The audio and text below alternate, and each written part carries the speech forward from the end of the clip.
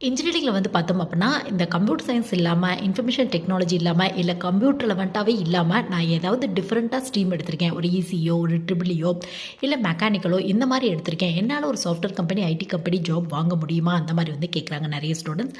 இதுக்கான பதில் என்ன அப்டின்னு பார்த்தோம் அப்டின்னா, இது நீங்க படிக்கிற காலேஜ் பொறுத்து டிஃப்ரெண்ட்டா இருக்கும் உங்களுக்கு. மோஸ்ட்லி ஒரு காலேஜுக்கு பிளேஸ்மெண்ட்க்காக ஒரு கம்பெனி வராங்க அப்டின்னா, மெஜாரிட்டி அது சாஃப்ட்வேர் கம்பெனி, ஐடி கம்பெனியே தான் இருக்கும். நெறைய கம்பெனி வந்து பார்த்தோம் அப்டின்னா, சிஎஸ்சி, ஐடி இவங்க மட்டும் இல்லாம, மத்த ஸ்ட்ரீம் எடுத்தவங்களுக்கும் ஸ்கில் இருக்கு. முக்கியமா கம்யூனிகேஷன் ஸ்கில், கம்ப்யூட்டர் பத்தி ஒரு பேசிக் நாலேட்ஜ் இதெல்லாம் இருக்கு அப்டின்னா ஜாப் வந்து குடுத்துட்டுருக்காங்க உங்களுக்கு.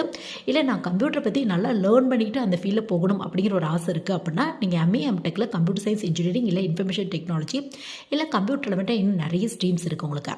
ஸோ அந்த மாரி வந்து நீங்க சூஸ் பண்ணிக்கலாம். மோஸ்ட்லி இந்த ஸ்ட்ரீம்க்கு எல்லாமே வந்து பார்த்தோம் அப்டின்னா, யுஜில அதாவது பிஇ, பிடெக்ல எந்த ஸ்ட்ரீம் வேணாலும் எடுத்துருக்கலாம் அப்படிங்கிறத பேசிக் எலிஜிபிளா வந்து ஃபாலோ பண்ணிட்டு இருக்காங்க.